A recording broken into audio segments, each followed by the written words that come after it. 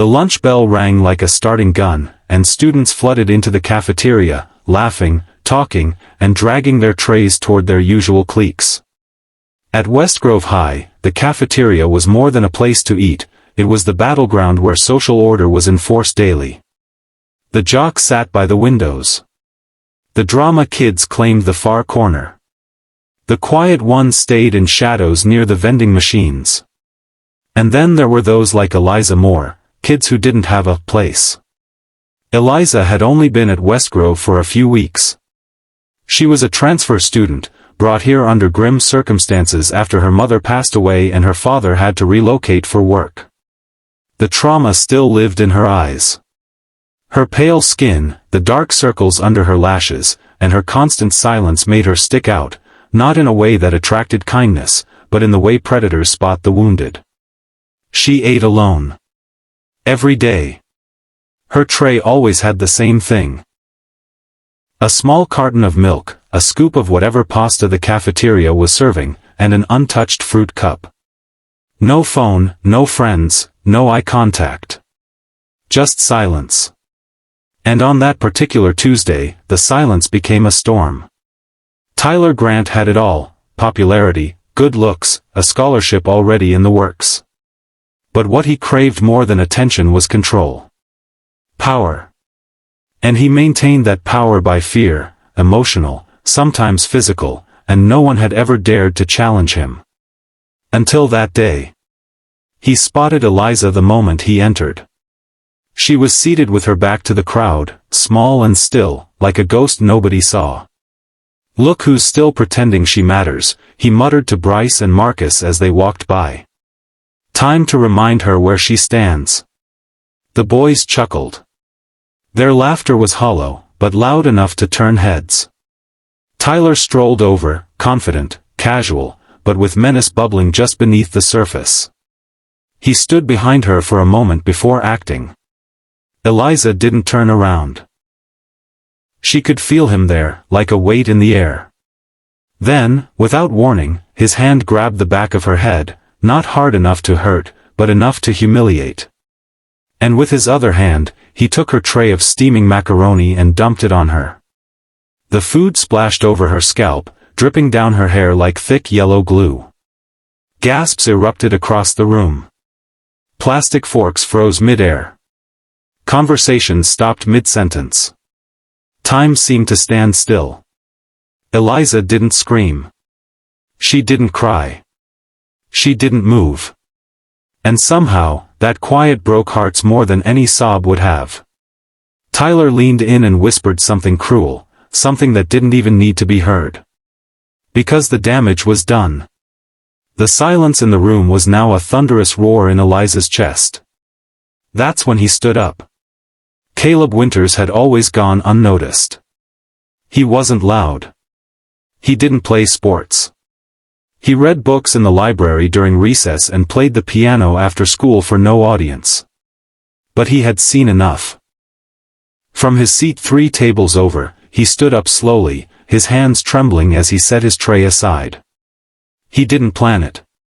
He didn't even know what he would say. All he knew was that if he sat down and stayed quiet, he'd carry the guilt for the rest of his life. He stepped toward Tyler, heart pounding against his ribs. He wasn't trying to be a hero. He just couldn't stomach the silence anymore. "That's enough," Caleb said. His voice wasn't loud, but it cut through the tension like glass. Tyler turned, eyes narrowing. He was taller, broader, and used to being feared. "What did you say?" "I said it's enough. Leave her alone." A tense, chilling hush followed. Caleb felt the weight of every pair of eyes on him. His palms were sweating. But he didn't step back. Tyler moved closer until their noses nearly touched. "You want to be next, piano boy?" Caleb swallowed his fear. "No," he replied. "But I'm not afraid of you." It wasn't the words that rattled Tyler, it was the way he said them. Calm. Honest. Unflinching. For the first time, Tyler didn't know what to do. He had expected fear. tears, submission. Instead, he was staring into the eyes of someone who had nothing to lose and everything to stand for. You think you're the king of this place? Caleb continued, voice steady.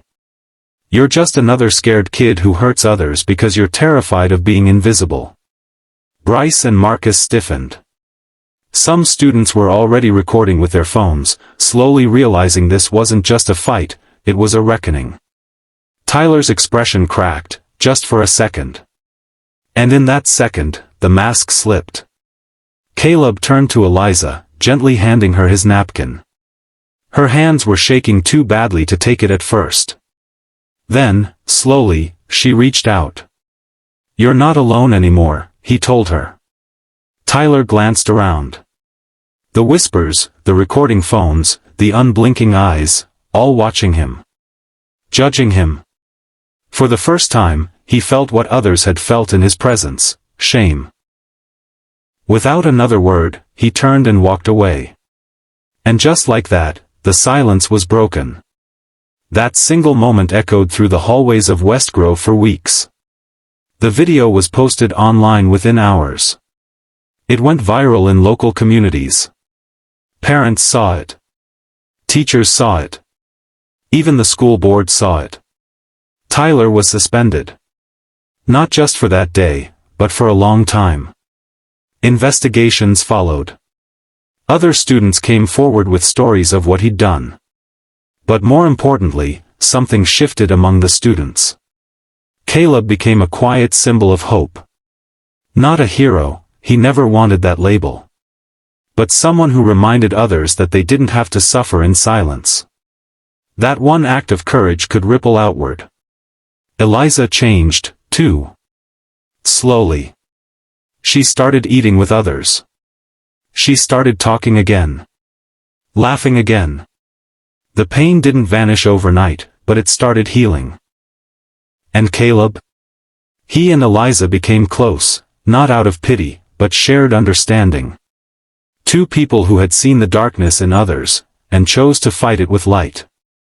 Months later, Tyler returned. He wasn't the same.